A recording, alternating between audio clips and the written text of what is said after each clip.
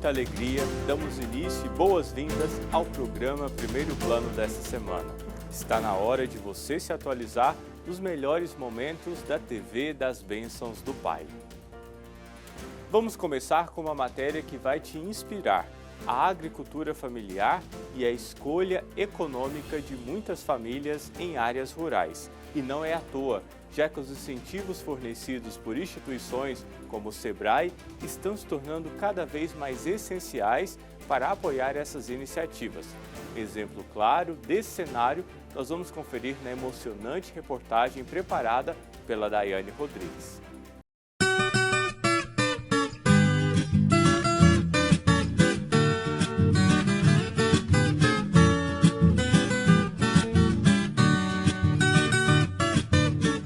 Dados do IBGE apontam que Minas Gerais é o segundo estado do país com maior ocupação na agricultura familiar, ficando atrás apenas da Bahia. São mais de 400 mil estabelecimentos do segmento e cerca de 1 milhão de trabalhadores. Só para se ter uma ideia, mais de 85% dessas propriedades têm menos de 50 hectares. Em Itambacuri, por exemplo, muitas famílias sobrevivem desse tipo de agricultura, desenvolvida em pequenas propriedades rurais, como a do Edmar. A gente começou mesmo a empreender, depois chegou o projeto Frutificar, né, e também pelos caminhos franciscanos. Na verdade, aqui a estrutura mesmo do ambiente foi mais focada pelos caminhos franciscanos, né? A questão da cultura das frutíferas aí já foi, né, através do Padre Honório, que ele é muito incentivador também. E aí, com esse intuito aí de a gente ter produção, ter renda, né, dentro da agricultura familiar, gerar fonte de renda para a família no sítio, aí motivou.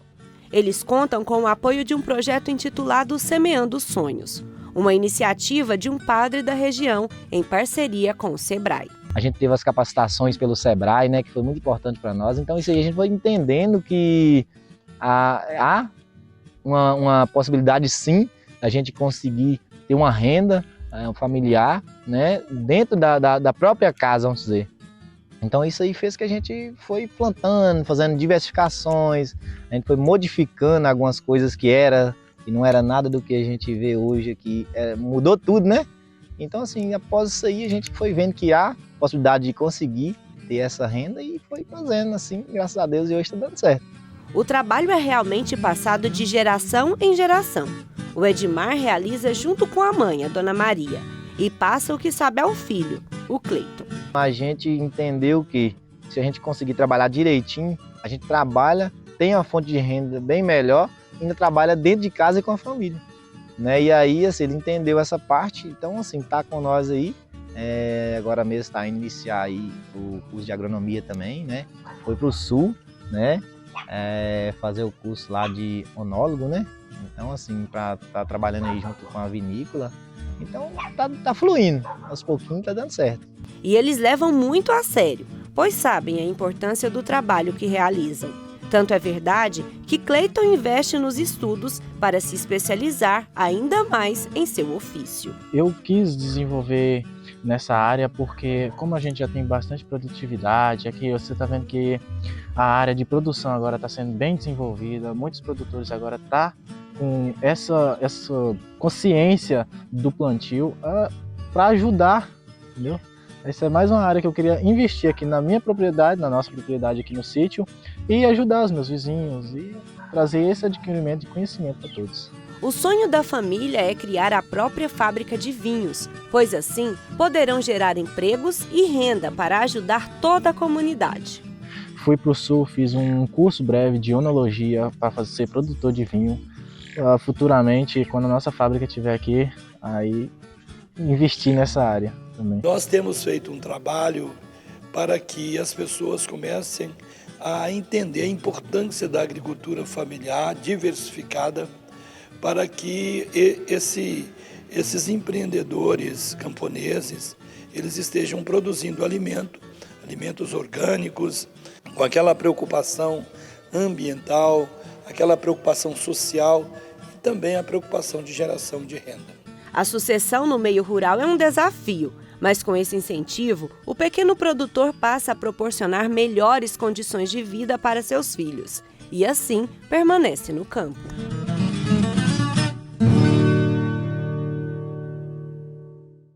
E agora a nossa repórter Simone Oliveira vai trazer uma dica muito boa para quem mora em Pernambuco. É um espaço muito interessante e divertido para você curtir em família. Vamos acompanhar na reportagem.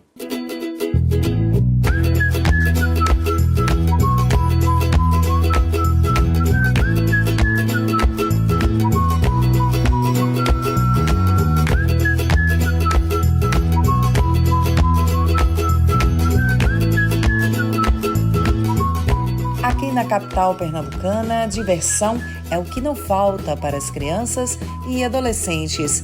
Uma das inúmeras opções na cidade é o Museu do Espaço Ciência, equipamento cultural interativo, localizado no Memorial Arco Verde, na divisa entre as cidades de Olinda e Recife. Aqui você não vai chegar só e ficar observando, você vai colocar a mão na massa para aprender um pouquinho.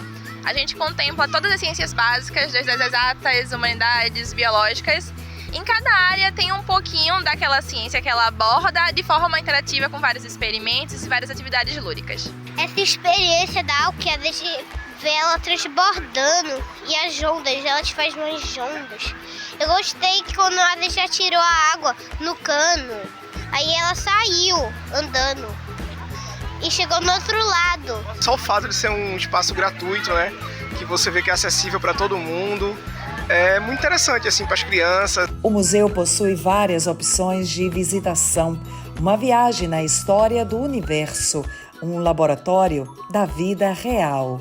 Quando a gente chega aqui no Espaço Ciência, a primeira área que a gente se depara é o pavilhão de exposição. Então é uma área que tem muitos experimentos na área de física, então você pode levar um pouquinho de choque, pode arrepiar o cabelo, você toca em uma harpa imaginária, tem vários experimentos, tem o nosso pavilhão de ótica, em que a gente pode escrever sem nada, assim, só com a luz numa parede, são vários experimentos.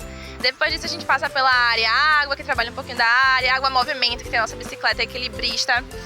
Então você aprende um pouquinho mais sobre alguns conceitos da física. Tem nossa área terra também, que é muito popular, que é a nossa área que tem os dinossauros. Os meninos ficam loucos pelos dinossauros, né? Nessa área a gente fala um pouquinho de como surgiu o mundo, e aí vai encaminhando, vendo as galáxias, os planetas, até o surgimento de dinossauros, primeiros hominídeos, primeira civilização, tudo isso. São 120 mil metros quadrados de conhecimento, descobertas e aprendizado. É a evolução da humanidade que caminha junto com a natureza e a ciência. Eu achei bem legal as coisas, tá bem divertido e tal. E eu gostei mais foi da solução de ótica, que eu achei que foi bem legal. Minha primeira vez aqui, eu achei o brinquedo mais legal a caverna. É bem legal. O balanço também.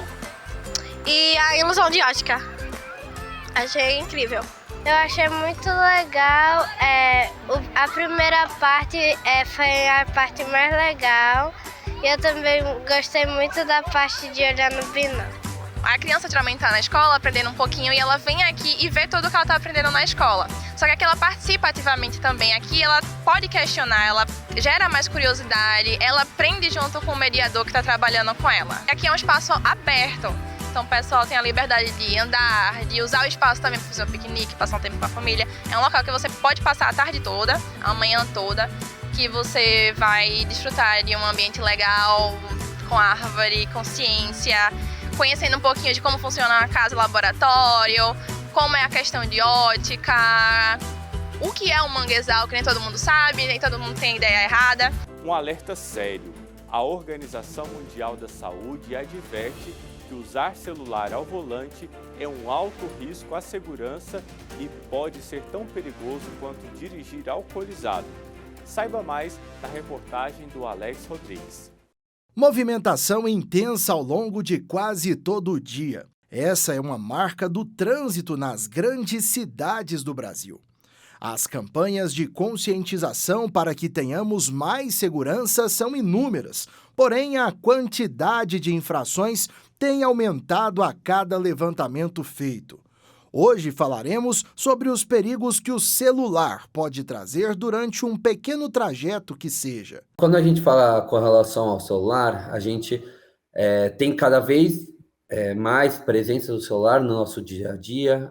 Celular para mandar mensagem, celular para ler e-mail, celular para fazer ligação, celular para entrar na internet, entre outros os fatores que a gente trabalha com o celular. Essa cultura da pressa que a gente tem, né? Tudo tem pressa. E o celular cada vez mais está presente também dentro do automóvel, também em cima da moto e também sendo trafegado junto com a gente. O que acontece é que a principal causa hoje, no século XXI, das falhas de atenção ao conduzir, estão sim relacionados ao uso do celular. Então, e não só o manuseio do celular, que com certeza é muito prejudicial, mas até mesmo um efeito chamada. A gente fala que apesar de ter desligado o telefone, a gente fica ali uns 3 segundos, até 4 segundos e meio, pensando no assunto da chamada que a gente acabou de desligar, e isso a gente divide a atenção, ou seja, vai faltar atenção para condução veicular. Esses 3, se a gente tiver 100 por hora, 3 segundos, 4 segundos e meio, isso dá uns 90 metros, é coisa pra caramba, que a gente não está prestando atenção. Ideal na direção veicular, a gente está dividindo com esse efeito pós-chamada, mesmo desligado o telefone. Então, o celular, com certeza, hoje é um dos fatores de risco com o seu uso. Andando pelas ruas, é difícil não encontrar alguém que já tenha cometido esse tipo de infração ou até mesmo presenciado acidentes ocorridos por conta do celular. O que a gente mais vê nesse trânsito aí, a gente está dirigindo, você vê pessoa no celular e dirigindo, entendeu? É o que mais acontece, entendeu? A pessoa tira a atenção do volante para ficar ali dirigindo, entendeu? É o que a gente mais vê. Já presenciei muitas situações de perigo, inclusive de acidente, né? Porque a pessoa fica ao celular, desvia a atenção e acaba colidindo com os veículos, fechando. Então, já presenciei já. E até motociclistas hoje em dia. Sim, motociclistas, pedestres em geral, pessoas com essas scooters, né, elétrica, então todos os tipos de veículos e pessoas não motorizadas, né, também. Eu conheço alguém que já se envolveu, mas eu mesmo para dirigir e mexer no celular, não. E como é que foi essa história dessa pessoa que você conhece que se envolveu? Assim, meio que o celular tocou e ela foi atender. No que ela atendeu o celular, ela meio que desviou da moto e caiu. Aí veio o carro de trás e a sorte dela que pegou na moto, não foi nela. Mas a moto dela fez um estrago bastante. De acordo com a Secretaria Nacional de Trânsito, em 2021, 250 mil motoristas foram multados por dirigirem falando ao telefone. Agora, em 2023, com uma fiscalização muito mais rigorosa, somente em janeiro deste ano, mais de 136 mil condutores foram multados por aliarem direção e celular. Os aparelhos não são proibidos dentro dos veículos, mas existe uma maneira correta para a utilização. Se for usar, por exemplo, o celular como efeito de mapa, como efeito dos aplicativos de localização, antes de ligar o carro, já coloca a localização e já dá uma olhada na localização para você ter a ideia do caminho que será percorrido. Além disso, desabilitar ou, de repente, um modo avião com relação às chamadas e com relação principalmente às mensagens, porque o manuseio do celular são duas distrações, a distração de atenção e a distração do manuseio do celular, porque você vai responder a mensagem. Então, tentar evitar ou tentar até avisar mesmo, eu sei que você quer falar comigo, mas eu vou demorar 20 minutos, 30 minutos em deslocamento para poder retornar essa chamada. Tudo bem, já está avisado e pronto. E isso já dá um aviso prévio e já diminui bastante o risco dessa interação, risco de você acabar se envolvendo em algum sinistro e risco também de você acabar sendo penalizado, né, por esse manuseio, por esse uso do celular dentro do carro. Em um levantamento feito no Rodoanel, em São Paulo, a cada 10 veículos que trafegam pelas rodovias, em 4 os motoristas fazem uso do celular enquanto dirigem. Antigamente, essa era uma preocupação apenas com os condutores de carros, mas, atualmente, os motociclistas, principalmente que trabalham com entregas, têm feito uso do celular de maneira inadequada. Com relação ao motociclista e o uso do celular, a gente vê cada vez mais predominante sim, principalmente com relação à entrega, do uso bastante da localização, né? Mas imagina, a partir do momento que o trânsito ou que a direção veicular exige bastante da gente, tanto em nível operacional, quanto nível de planejamento, quanto nível de atenção, interação com os demais veículos, destinar parte dessa atenção ao uso do celular é um pouco perigoso, tá? É um pouco perigoso. Então, tentar minimizar o máximo possível dessa interação, tá? A gente sabe que, por exemplo, o efeito de localização, já tem estudos que falam que tem um pouquinho menos efeito nessa parte da atenção, da distração, porque você faz um planejamento e você acaba vendo muito mais, não tão periodicamente quanto o efeito de ligação, quanto o efeito de mensagem, quanto o efeito de comunicação, porque você fica ansioso até para o que será que mandaram aí para mim, o que será que está veiculando no grupo, será que tem uma próxima entrega, trabalho? Então, enfim, eu acho que dentre as circunstâncias, quanto menos usar esse aparelho e entender que você está, sim, distribuindo essa atenção com outras coisas, entender que você está num modal talvez o mais perigoso, que é o uso da moto, entender que qualquer distração, qualquer areia na pista, qualquer chuva ou que o pneu deslize, talvez você precise de toda a atenção, todas as duas mãos para poder contornar da melhor forma possível aquele pequeno imprevisto na via. Então, feito isso, eu acho que mais conscientização mesmo do uso e essa combinação de moto, celular, carro, celular, pedestre e celular, talvez o celular não seja o melhor instrumento ali no efeito deslocamento. Nós voltamos com o primeiro plano daqui a pouco. Continue conosco.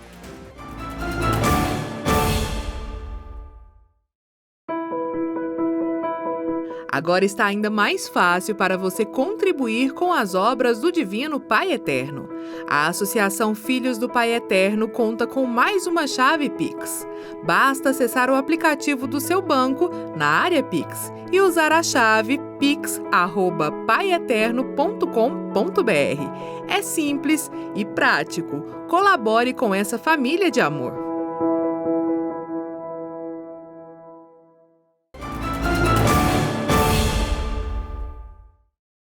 Estamos de volta com o programa Primeiro Plano desta semana.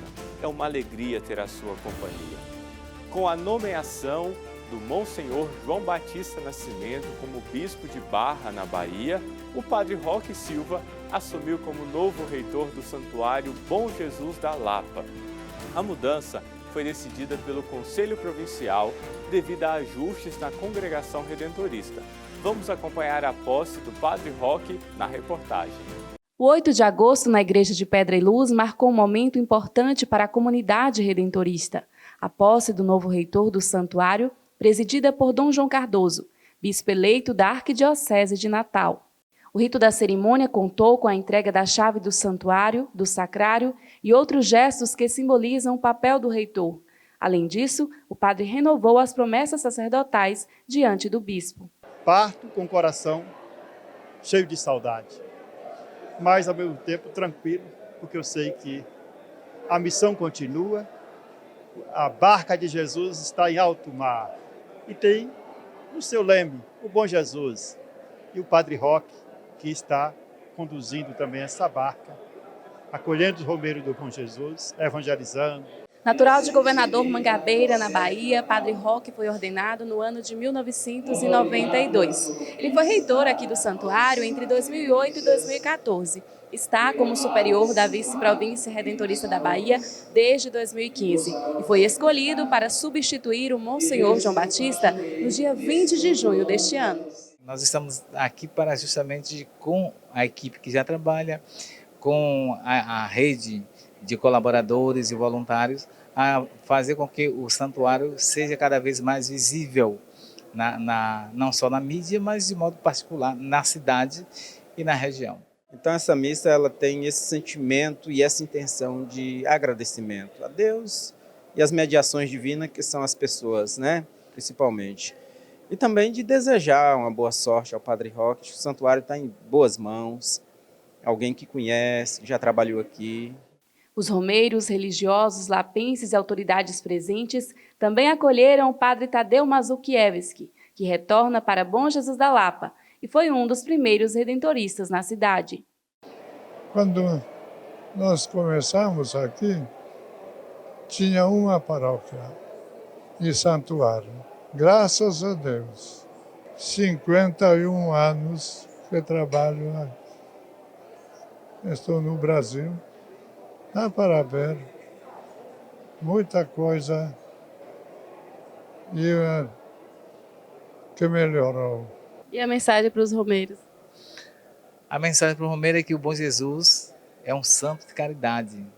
Ele não deixa ninguém sem experimentar a sua bondade.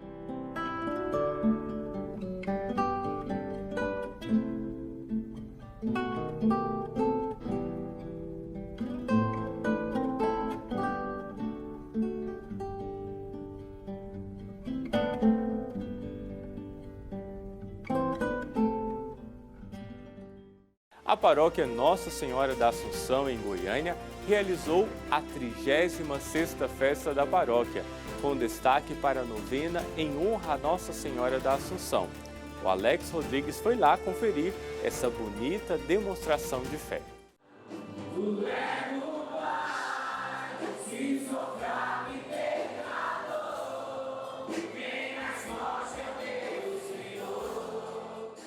Um dogma recente, já que foi proclamado pelo Papa Pio XII em 1950.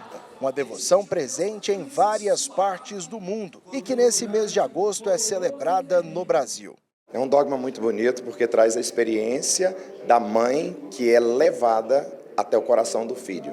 Então a Assunção é isso, ela que é elevada até os céus. E para nós, Maria, ela foi elevada em corpo e alma até o Pai. Então o mistério da fé, por isso que ela está com os braços erguidos durante uma novena, ela leva até o coração do Pai todas as nossas intenções.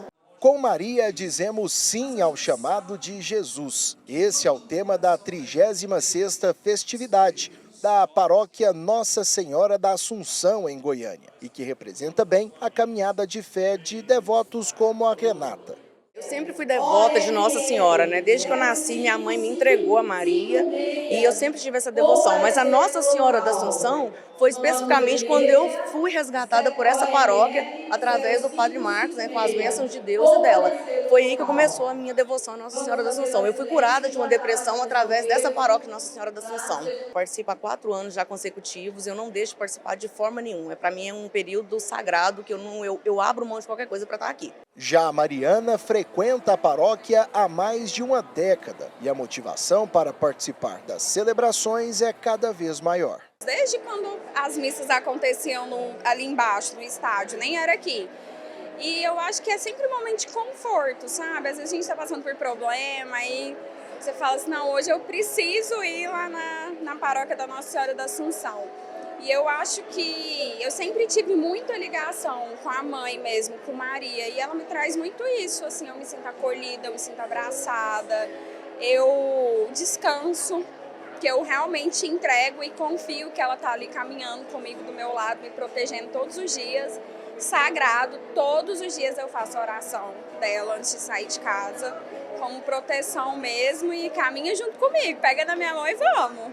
E foi durante uma novena que ela encontrou motivos para nunca mais deixar de ter fé. Esse é meu 3º ano que eu faço a novena, que eu venho todos os dias, que eu realmente participo. E assim, a novena a gente sempre tem um pedido especial, né?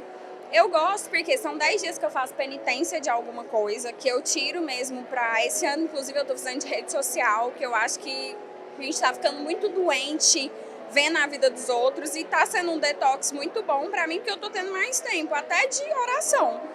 E eu acho que a graça que normalmente eu peço, eu sempre sou acolhida. Às vezes não no final do 10º dia, mas são coisas que, assim, lá no outro ano eu paro e penso, nossa, ano passado eu pedi isso e realmente eu tô aqui. Inclusive, o primeiro ano que eu fiz, que foi ano da pandemia, né, 2020, foi muito legal, porque eu tava passando por um momento muito difícil e eu pedia muito, assim, mãe, não me desampara, porque eu tenho um filho para criar e, enfim... E eu consegui o emprego que eu tô hoje, então eu falo que, assim, eu acho que eu tive tanta fé, assim, que realmente eu tava no 8º dia, eu fui chamada para trabalhar na empresa que eu trabalho hoje, com um cargo muito bom, e tô lá até hoje. Ou seja, deu certo. E aí agora não tem mais volta, só vai. A Mariana tocou num assunto importante em relação às redes sociais. Se por um lado elas nos atrapalham, tiram a concentração no dia a dia, por outro, elas podem ser muito importantes, inclusive na hora de levar mensagens de fé. E tem gente que faz isso com muita categoria. Não nasci para receber visita, cada um na sua casa. Padre, é verdade que a academia não é coisa de Deus? Não, né? Está na Bíblia. Deus não quer sacrifício, Ele quer misericórdia. Feliz demais por participar dessa festa em honra à Virgem Santíssima. Feliz por estar aqui com o Padre Marcos, que é um amigo querido. Me encontrar com este povo mais uma vez de Goiânia. É sempre uma oportunidade de a gente manifestar o nosso amor fraterno, comum. E sempre quando eu venho aqui, não é a primeira vez em Goiânia, eu sempre sou muito bem recebido. E voltar aqui para rezar a missa, celebrar a missa com o povo, para mim é um motivo de agradecer muito ao bom Deus e à Nossa Senhora pelo privilégio, a oportunidade de estar aqui. Aos 34 anos, o padre capixaba é um sucesso nas redes sociais. Só no Instagram são quase 6 milhões de seguidores. De forma leve e interativa, consegue levar a palavra do Pai Eterno. Eu acredito muito no dom da leveza, sim, para tudo que a gente vai fazer na vida, inclusive para manifestar a nossa fé. Eu acredito de verdade que Jesus era uma pessoa leve, por isso ele conseguia chegar no coração das pessoas. O Evangelho ele precisa ser comunicado, né? E os meios de comunicação social, a internet, é uma ferramenta que hoje em dia, mais do que nunca, é indispensável para chegar no coração das pessoas. E a gente se utiliza do humor, da leveza, para trazer uma mensagem mais séria também, a mensagem do Evangelho, que nunca passa, que o tempo não leva embora, né? Então, acho que o propósito é esse, né? Um auxílio necessário para o anúncio do Evangelho. Para ele, as redes sociais também representam a igreja em saída. Acho que o período que a gente viveu de pandemia, ele obrigou as paróquias, as dioceses a pensarem mais a respeito disso. As paróquias tiveram que investir em meios, em câmeras, em internet de qualidade, até para poder transmitir as nossas ações litúrgicas. E eu percebo um avanço muito grande também dos próprios padres na internet, na TV. Isso é necessário, acho que demorou muito para a gente fazer isso, dar esse passo de qualidade, mas graças a Deus está acontecendo. Além do padre Patrick, outros sacerdotes também se fazem presentes ao longo dos 10 dias de novena. O intercâmbio que a Igreja Católica realiza com a missão de evangelizar. Eu acho que o mais bonito de ser católico é isso, a possibilidade de a gente trazer pessoas que comungam dessa mesma espiritualidade, que têm uma experiência profunda com Nossa Senhora e que possa trazer uma mensagem de fé, porque a novena é isso, é um momento de esperança, é um momento de interação, onde as pessoas têm a oportunidade de vivenciar a fé, de vivenciar algo cultural e experimentar o amor de Deus através de cada um que vem aqui. Na Jornada Mundial da Juventude, em Lisboa, o padre Vítor Simão foi um voluntário crucial. Ele atuou como editor-chefe da seção de notícias do site, liderando a cobertura jornalística durante todo o evento. A Ana Luísa entrevistou o padre Vítor. Vamos ver. Hoje eu vou ter o prazer de conversar com o padre Vítor Simão, que está em Roma. Ele retornou da Jornada Mundial da Juventude Todo mundo sabe que ela infelizmente chegou ao fim. Foram 6 dias maravilhosos, muito intensos de evangelização com todos aqueles que puderam estar lá em Lisboa. E o padre Vitor Simão é um deles. É a primeira vez participando como voluntário e eu queria muito conversar e entender como foi esse momento para você. Boa tarde, padre. Tudo bem com o senhor? Boa tarde, Ana. Tudo muito bem, graças a Deus. Estamos de volta aqui em Roma, no calor de Roma, em pleno verão europeu. É uma grande alegria poder participar do programa. Padre, como que foi viver esses 6 dias como voluntário? O senhor já participou de outras JMJs, mas dessa vez eu creio que foi muito diferente aí, lá em Lisboa, porque o senhor foi voluntário. Então conta para nós como que foi essa experiência. Então, na verdade, foi uma experiência, antes de tudo, muito, muito, muito especial, porque é sempre muito gratificante poder ter um espaço, uma oportunidade de servir a igreja e, sobretudo, servir um evento do Papa, porque a JMJ é um evento do Papa. É o Papa quem escolhe, decide a data, o lugar, escolhe o tema, e é ele que dá a missão a uma diocese para organizar e preparar esse encontro, que é o encontro dele com a juventude de todo o mundo. Então, poder fazer parte da equipe de trabalho, de preparação deste grande momento, deste grande encontro, é de verdade uma experiência muito, muito especial. Eu compus, portanto, a equipe de comunicação. Era uma grande equipe, com mais de 80 pessoas. E eu estava numa outra equipe, digamos, que compunha essa grande equipe de comunicação, que era a equipe da Pontifícia Universidade de Santa Cruz, onde eu estudo aqui em Roma, faço comunicação, e tivemos, então, a oportunidade de colocar também em prática aquilo que nós escutamos, estudamos e nos dedicamos em sala de aula, né? Então, servir a igreja nessa dimensão um pouco mais ampla da universalidade da igreja, que é próprio a característica da JMJ, e estar ali em Lisboa, ver tudo dessa perspectiva, foi muito, muito especial para mim. Nossa, que legal, padre. Eu não sabia que era uma equipe tão grande, quase 100 pessoas, né? 80 pessoas aí unidas, trabalhando, noticiando as informações oficiais da JMJ e também do padre, do Papa também. Deve ter sido incrível. E como que foi não conhecer as pessoas, chegar lá e aí ver essa equipe tão grande e todos com um único propósito, que é a evangelização da JMJ para todo mundo? Exatamente, é um evento de evangelização. E a evangelização que passa através do testemunho que cada um traz, né, para aquele grande encontro. Então, a equipe, na verdade, Ana, era uma equipe muito, muito maior, a equipe de preparação, porque contava com 25 mil voluntários de todo o mundo. E depois, esses 25 mil eram, obviamente, divididos em subequipes, equipes de trabalho, de frentes de trabalho. A nossa equipe de comunicação, então, marcou presença ali e com alegria, porque tinha muitos brasileiros. Então, foi muito, muito oportuno para mim também estar com brasileiros trabalhando nesse âmbito da comunicação. Então, essa grande equipe de 25 mil voluntários, a gente tem que pensar na dimensão de uma Jornada Mundial da Juventude, né? Tinham precisamente mais de 500 mil de inscritos, né, que são aqueles jovens que de fato se organizam e se inscrevem para participar de todos os eventos que compõem, que agregam, então, o grande programa da Jornada Mundial da Juventude, e depois, para a participação da grande missa de envio, que é aquele momento de fechamento de todas as atividades da Jornada Mundial da Juventude, em Lisboa, contava-se com a participação de mais de 1,5 milhão de pessoas. Então, pensar um evento nessa amplitude nos faz também pensar uma grande equipe, consequentemente, de preparação, de dedicação, de trabalho desse grande evento, né? Nossa, que lindo.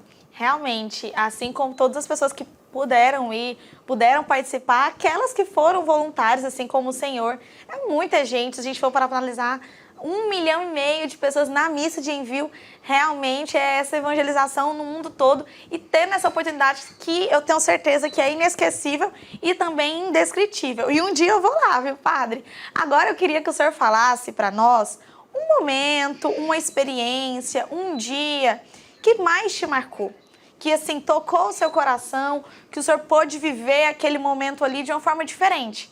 Então eu queria que o senhor falasse, tem algum dia, algum momento que o senhor pudesse contar para nós? Então, para mim, assim, essa é minha 5ª experiência de Jornada Mundial da Juventude. E cada Jornada Mundial da Juventude é vista de uma perspectiva, nós olhamos para as atividades, o programa da jornada a partir de uma janela diferente, né? Eu participei da primeira Jornada Mundial da Juventude em Madrid, foi a minha primeira experiência, eu era ainda seminarista. Depois tive a oportunidade de participar na belíssima JMJ do Rio de Janeiro, na nossa casa. Eu era já diácono naquela ocasião. Depois fui participar também no Panamá, antes, seguindo a ordem cronológica, na Cracóvia, na Polônia, e depois no Panamá, e agora aqui, que é a minha primeira experiência de voluntário. Então, dentro de todo esse contexto, da minha experiência de participação na Jornada Mundial da Juventude, dessa vez, servindo como voluntário, eu tive que oferecer também uma certa dose de sacrifício, porque trabalhando na comunicação, eu trabalhava sempre durante os eventos, os grandes encontros do Papa com os jovens, eu estava na redação. Então, eu não estava no meio dos jovens, eu não estava ali diante do Santo Padre, não estava escutando diretamente, eu escutava de uma tela de TV que estava dentro da redação e preparando tudo ali para levar a boa notícia daquilo que estava acontecendo em Lisboa para todo mundo através do site oficial da jornada. Eu me ocupava, portanto, do serviço do site oficial, da seção de notícias. A gente tinha uma equipe de jornalistas na Roma, uma equipe na redação, e então fazíamos ali a edição e publicávamos as notícias. E um momento muito, muito especial para mim foi durante a Via Sacra, porque eu estava muito concentrado no trabalho, no computador, e a equipe acompanhando o discurso do Papa na TV, que estava ali dentro da redação. Eu estava mais concentrado porque eu precisava aprovar uma revisão de texto para publicar e não estava acompanhando diretamente o que passava na televisão. E de cabeça baixa no computador, fazendo a revisão para publicar aquele texto, eu senti um momento que tinha alguém que parecia que chorava, né? Estava um pouco emocionado. Então, ergui os olhos e olhei a equipe, que éramos ali umas 10 pessoas, mas a equipe toda estava em prantos, de emoção, chorando, acompanhando as belas palavras do Papa Francisco. Aquele momento foi muito forte para mim, não simplesmente pelas palavras, porque eu de fato não estava acompanhando, mas por ver também o testemunho daquelas pessoas que estavam ali, jovens, voluntários, leigos, leigas, de todas as partes do mundo, que também estavam como eu, servindo como voluntário, e que também fizeram esse sacrifício, né, de estar no escritório, numa redação, e poder oferecer esse trabalho à igreja, e mesmo assim também participar com o coração, não só participar com o trabalho, com a atividade profissional, mas participar com o coração. Então isso foi forte para mim, porque isso é a igreja, é o lugar onde nós encontramos a oportunidade de servir não só as pessoas, mas servir a Deus através das pessoas as quais nós nos preparamos para poder oferecer naquela ocasião, naquela situação, oferecer a boa notícia, que era aquilo que nós mais fazíamos através da seção de notícias do site oficial da JMJ. Nossa, que lindo! Realmente, o seu relato foi muito lindo. Nossa, eu fiquei emocionada assim de ouvir. E com certeza, padre, eu acho que nós estamos aqui para levar a boa nova para todos, sermos exemplos e falar de amor. Então, como é que a gente fala de amor se não for com os nossos gestos e também com o nosso exemplo? O que o senhor falou realmente tocou muito. Acho que vai ter tocado cada telespectador que vai estar assistindo. E agora, eu queria que o senhor falasse um pouquinho também sobre essa missa de envio. Como o senhor mesmo falou, mais de 1,5 milhão de peregrinos, de pessoas espalhadas ali, naquela cidade, para poder viver esse momento, esse grande dia. Então, eu queria que o senhor falasse também sobre isso. Então, eu queria aproveitar mais esse espaço e trazer duas situações. A que você me pediu, que é da missa de envio, mas eu queria destacar uma outra ocasião, uma outra oportunidade que tive, que foi a cerimônia de acolhimento, né? O Papa Francisco chegou na quarta-feira e na quinta-feira tem uma cerimônia de acolhida oficial dos peregrinos para a JMJ. Naquela ocasião, eu trabalhei na redação, o meu turno terminava assim, às 8 da noite, né? Que aqui a gente fala quase 8 da tarde, porque ainda é dia. Mas eu trabalhei até aquele horário e trocamos o turno e eu corri para chegar e pegar ao menos as últimas palavras do Papa. E eu consegui. E eu cheguei exatamente no momento em que o Papa conduzia aquela multidão no centro da cidade, lembrando de que na igreja tem lugar para todos, né? E o Papa, ele conduziu toda a jornada com esse apelo, né? Era um apelo do seu coração, do coração do Santo Padre, e que precisa atingir ou tocar o nosso coração. E o Papa chamava atenção, então, para isso, né? De que a igreja é casa de todos, é lugar para todos, porque Jesus olha a todos e olha cada rosto, cada coração, cada pessoa, e chama pelo nome, né? Jesus conhece cada um. Não é um número, não é uma grande multidão simplesmente, mas é cada um. E o Papa então dizia, não importa o que você é, o que você faz, tem lugar para você. E aí ele repetia insistentemente, todos, todos, todos. Até aqui, digamos, tudo bem, era um discurso. Mas ele conseguiu conduzir a multidão de jovens a repetir, cada um na sua língua, a repetir isso. Todos, todos, todos. E eu penso que essa mensagem chegou no coração dos jovens, né? E a gente precisa de verdade fazer essa experiência na igreja, né? O lugar para todos. E depois, isso também foi repetido, portanto, na missa de envio. Eu participei da missa de envio, tive a possibilidade de concelebrar, junto com outros 10 mil padres, concelebramos a missa, que tinha ali 1 milhão de pessoas. Isso também, eu destacaria uma característica dessa Jornada Mundial da Juventude, que foi a simplicidade litúrgica. Uma simplicidade que comunicou muito, que falou muito daquilo que Jesus quer falar ao nosso coração, né? E o Papa também, com palavras muito simples, mas muito tocantes, muito, de fato, transformadora. E na missa de envio, o Papa usou exatamente palavras simples e um texto muito breve que provocava os jovens a voltar para casa com esse desejo de servir a igreja. Então, a jornada não termina ali. Ali é só a missa de envio, porque a jornada continua em cada diocese, em cada paróquia, em cada comunidade, em cada casa, onde um jovem que participou da Jornada Mundial da Juventude, voltando para sua casa, para sua comunidade, para sua paróquia, para sua diocese, tem a missão de testemunhar esse Cristo vivo que ele encontrou naquela grande multidão de testemunhos, de vidas oferecidas, levar esse testemunho de Cristo vivo a cada pessoa que encontrar, para que cada um possa também ver na igreja esse lugar para todos, todos, todos. Que lindo, padre. Nossa, realmente muito lindo, muito emocionante isso que o senhor falou. E realmente, a Jornada Mundial da Juventude envolve, né? Envolve esses jovens. E os jovens são o caminho, a esperança do mundo, né? Então, o meu desejo, assim como o senhor falou tão bem, é que esses jovens agora, depois da missa de envio, que foi o último dia, agora estão enviados, né? Agora é com eles essa missão de evangelizar e de falar desse Deus tão importante, de tudo que ele é para nós. Então, realmente, ou seja, a Jornada Mundial da Juventude 2023 conseguiu o seu propósito mais uma vez. Foi lindo, deu para sentir a sua emoção, o senhor conversando aqui comigo, eu fiquei imaginando, conforme o senhor foi falando, foi lindo demais. Então eu tenho certeza que para o senhor também foi muito especial, mesmo já participando de outras edições, mas eu acho que cada uma tem sempre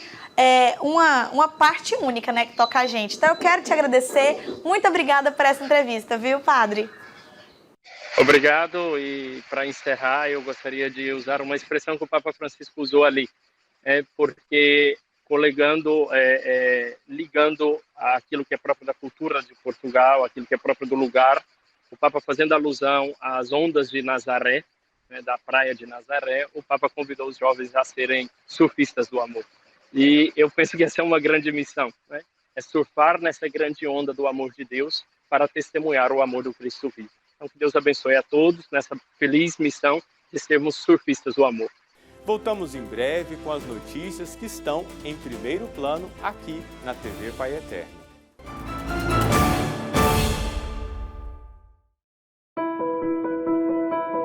Agora está ainda mais fácil para você contribuir com as obras do Divino Pai Eterno. A Associação Filhos do Pai Eterno conta com mais uma chave Pix.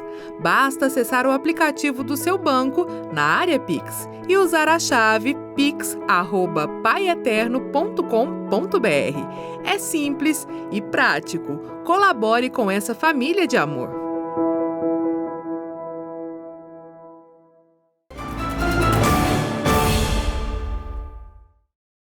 Estamos de volta com mais notícias aqui no Primeiro Plano. O tempo seco prevalece em grande parte do Brasil, aumentando o risco de doenças. É essencial cuidar tanto da nossa saúde como da dos animais neste período. A Daiane Rodrigues discute esses cuidados em detalhes na reportagem que vamos acompanhar agora.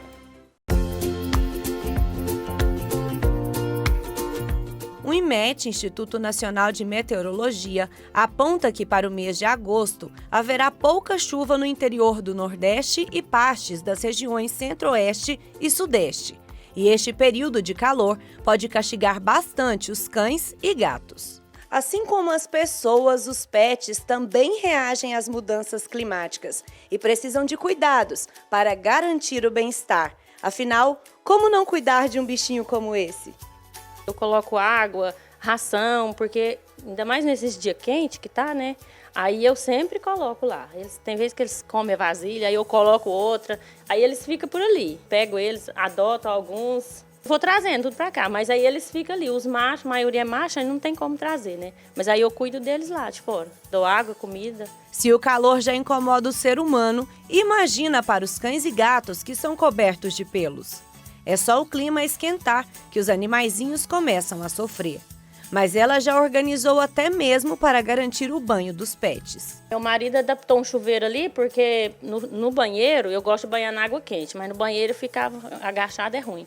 Aí ele colocou um chuveiro, deu uma mangueirinha, eu coloco eles em cima do tanque e dou banho lá e seco no secador. Esses são alguns dos cuidados recomendados por especialistas nesse período de calor. Principalmente em animais que têm a pele muito clara, muito rosada, pouca pelagem, né? Então tem que tomar cuidado com esses animais, evitar a exposição ao sol, principalmente nos horários entre 10 da manhã e as 16 da tarde. E a gente não pode esquecer também que os passeios têm que ser monitorados, tem que tomar bastante cuidado com as patinhas desses cães, né, para que não haja lesões por queimadura, porque as áreas externas podem estar bastante quentes, provoca essas lesões que podem se agravar. E a Jurcilene segue bem as dicas, até na hora do passeio. Eu levo depois das 7 da noite, quando meu marido chega, aí nós levamos. Ele vai com pouco, eu vou com pouco. Na riatinha, nós levamos lá na pracinha, eles brincam e vêm. Porque eles ficam presos aqui o dia inteiro, né? Tem o quintal, mas não é tão grande. Aí eu levo eles para passear lá, para distrair a cabeça um pouquinho. Animais de estimação não transpiram como os humanos. Para regular a temperatura corporal, o processo se dá principalmente por meio da respiração. Por isso, em dias quentes, eles ficam ofegantes e com a boca aberta, na intenção de se refrescar. Algumas raças, principalmente os cães e gatos, mas principalmente os cães, eles não fazem troca de calor como nós humanos, então eles não transpiram. Isso é feito através da respiração. Então, aquela respiração ofegante que a gente vê nos cães em dias quentes é normal, a gente chama de arfar. Então, eles demonstram uma respiração arfante no intuito de se refrescarem, né? De trocar esse calor com a boca aberta. Quando os dias estão muito quentes, essa função que eles fazem não é efetiva. Então, a gente precisa estar alerta, atento, principalmente nesses animais como os bulldogs, os pugs, shih tzus, porque eles podem desenvolver uma síndrome respiratória aguda, porque eles não vão conseguir efetivamente fazer essa troca de calor. Eles podem ter uma hipertermia, então ficar sempre atento. Salivação excessiva nesses cães, sinal de ofegância excessiva nesses cães também. Qualquer alteração nesse sentido, procurar sempre o atendimento o mais rápido possível para não chegar a uma crise aguda respiratória que pode até ser fatal nesses casos. Além desses, outros cuidados devem ser tomados. Nesse período de calor, nós temos que entender que algumas afecções, algumas infestações de parasitas se intensificam, algumas doenças infecto-contagiosas também se intensificam, então a gente tem que estar sempre alerta, observar alguns sinais dos pets, tomar cuidados com o calor excessivo. Então, assim, nós temos agora nesse período uma maior intensificação de parasitas como pulgas e carrapatos, né? E alguns problemas acarretam esses animais, como, por exemplo, problemas de pele, que também podem ser causadas pela picada da pulga e do carrapato, então precisa ser feito o controle, tanto nos animais quanto no ambiente desses parasitas. Existem algumas alterações gastrointestinais que são mais comuns agora no calor, e a gente precisa estar sempre atento como que está sendo servida a alimentação desses animais, como, por exemplo, a ração, tanto seca, patê, sachê, ser oferecida sempre em locais frescos, ao abrigo do sol, né, do calor, para evitar essas alterações. E se for de regiões litorâneas ou com lagoas, a atenção é ainda maior. Tem muita gente que pensa que tosando esse animal no zero vai resolver o problema dele.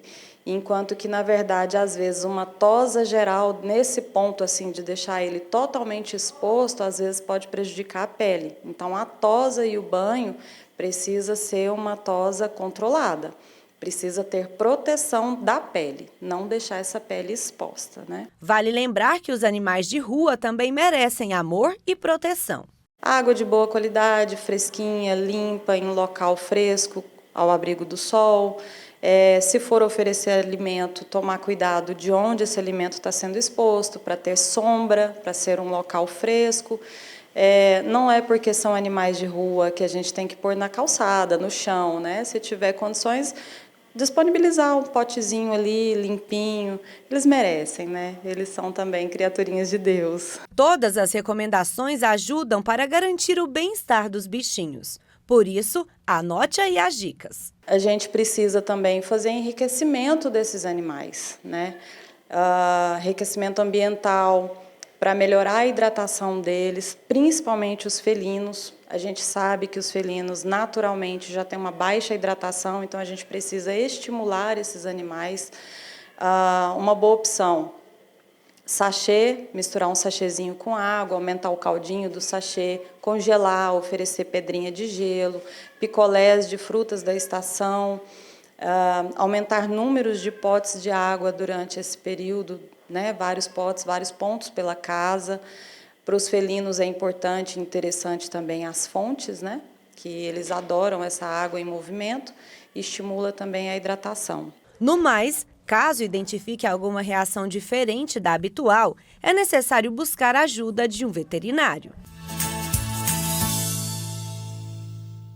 Chegamos ao final do nosso primeiro plano. Eu agradeço a sua companhia e despeço, desejando a você um excelente final de semana. Até mais!